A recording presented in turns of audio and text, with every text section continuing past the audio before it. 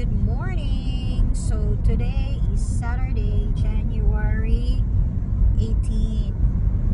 No? So karon padulong mi sa school kay ang gihatod si Tyler kay naa sila practice sa hiyaw for the Sinulog Festival presentation. No? Sinulog Festival diri sa Qatar. No, actually sa church na siya na activity. So now, pagkahuman, mamanday mi karon day guys. Kay actually last week pod no na balik ang frame sa bed ni Tyler. So mo na medyo dugay-dugay naman sa good guys. So muna kailangan ni magpalit og kahoy karon after na mo isend si Tyler. So kana siya nag-drive siya karon unya mamanday pud na siya. Hi guys. So mao na mamanit mi og kahoy unya. So among ipakita unya dito sa hardware. Magkalimao pa ka guys no. So mao lang na. So we will show you later. So karon guys, humana na muna hatod si Tyler no. So pagawas na mi sa school, pagawas na mi sa gan. So mangita na mi ani og hardware. Kung asa mi makapalit og kahoy, no. Nya, murag na may hardware dito dapit sa amo.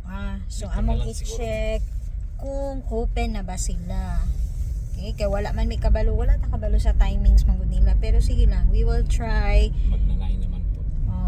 Try na mo dito ron guys kung open. Kung dili gani, so mo nang giingon nga mangita ta no Hardware hunting.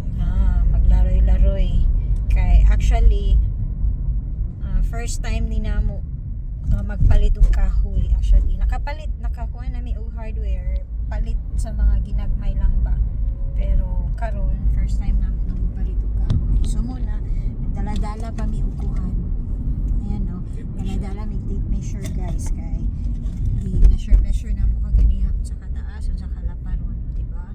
Instant carpenter. So mo man gyud na DIY ba? To it your own.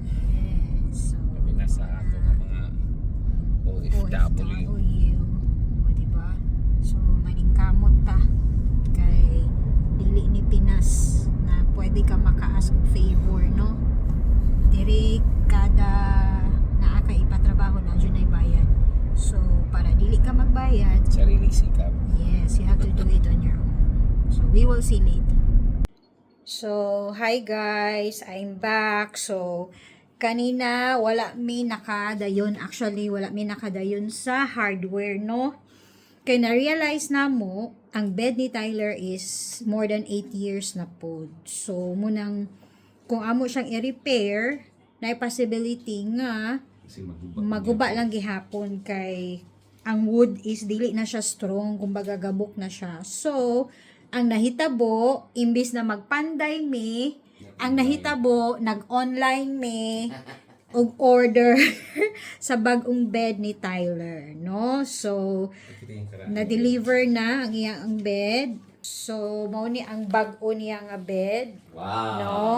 With the mattress. So single bed with mattress na siya. And then nara iya ang daan nga bed frame. Okay? So ang iyang daan nga may yeah, dili lang sa nato inaog. Later na lang paabot niya para makita niya. So mao to siya guys no. Instead na mag-repair, ang nahitabo nagpalit na lang og bag-o. Kay kumbaga gamay naman pod ang diferensya kung magpalit mi og bag-o nga bed with mattress na ug sa mag-repair no. Mahago pa ang usa ka tawo. So that's all for today. I hope malipay si Tyler pag uli. Naa pa siya sa school, so sunduon na namo siya karon. Okay, so I hope malipay siya sa iya ang bag-o nga bed. So that's all for today. Thank you for watching. Till our next video. Bye.